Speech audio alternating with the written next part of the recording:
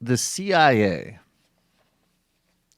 tipped off the apartheid regime as to the whereabouts of Nelson Mandela.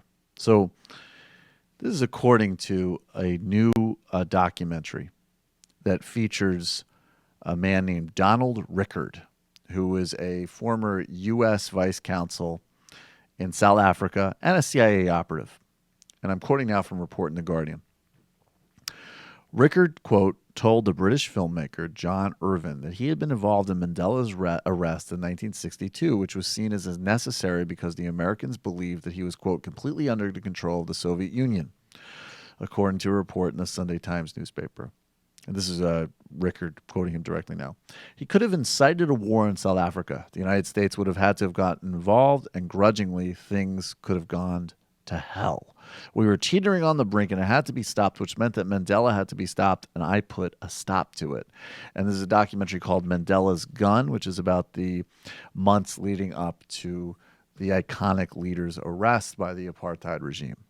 So this is incredible. And, you know, Juan Cole has a piece linking this story and this revelation to the whiteness politics of Donald Trump, and really reminding us that in American politics, obviously there's a profound and deep and structural history and present reality of racism domestically. We had American apartheid up through the 1960s, and we have all sorts of various other forms of, obviously, the prison-industrial complex and policing, but many other ways in which systemic repression continues to exist.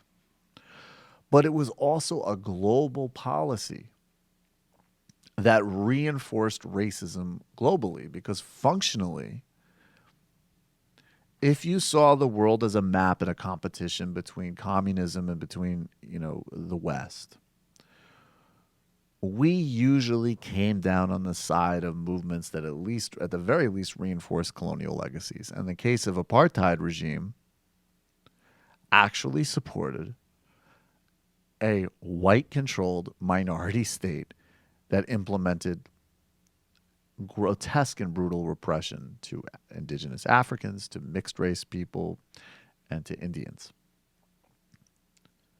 That policy, which shouldn't really come as a surprise to anybody that the CIA would be involved in tipping off the South African authorities to Mandela's whereabouts.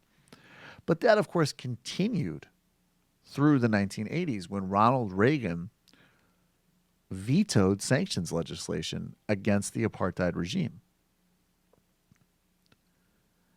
And it's another history that isn't fully told. And partially it's because, you know, Mandela chose and the ANC chose a strategy of reconciliation and negotiation. So, you know, Thabo Mbeki said, you know, Ronald Reagan, you know, recognized and negotiated with the ANC. His administration did, and they did. They had you know, indirect contacts with the ANC.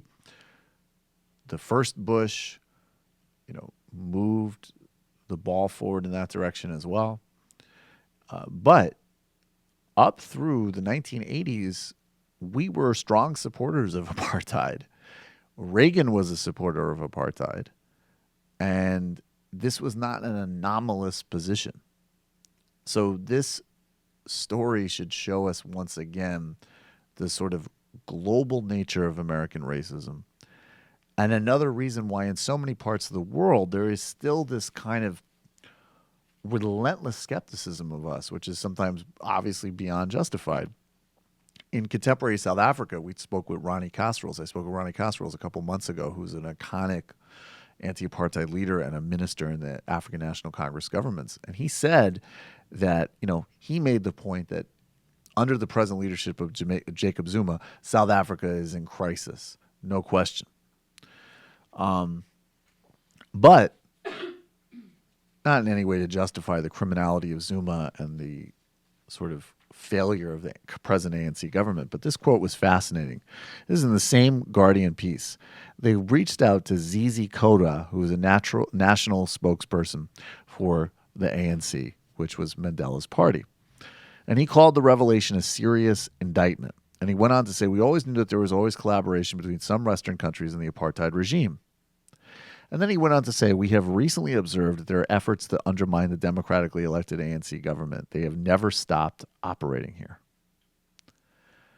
And I don't know what the truth to that allegation is, but it shows you that the fallout of these histories play out today, where, of course, U.S. intelligence agencies are still trying to destabilize governments that we don't like for a variety of reasons and spying on them and interfering with them.